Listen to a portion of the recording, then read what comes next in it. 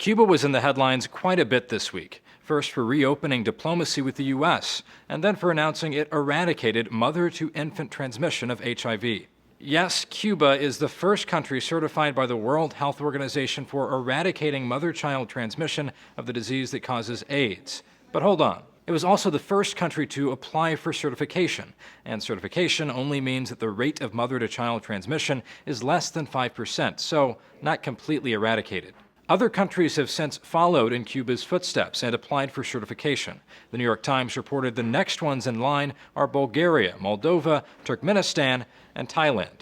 Not coincidentally, all of these countries are in need of an image boost, like the one Cuba got in the last week.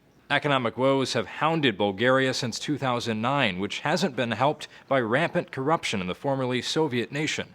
Moldova is one of the poorest countries in Europe, fighting political instability and a lack of public resources.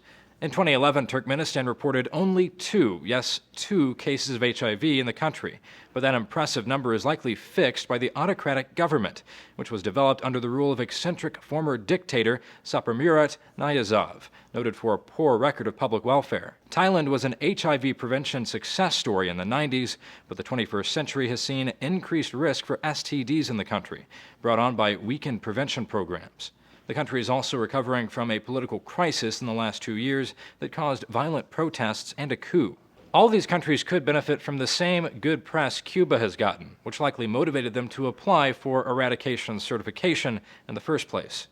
Other developed countries like the U.S. could pass WHO's test, but don't plan to in the near future. For Newsy, I'm Zach Toombs.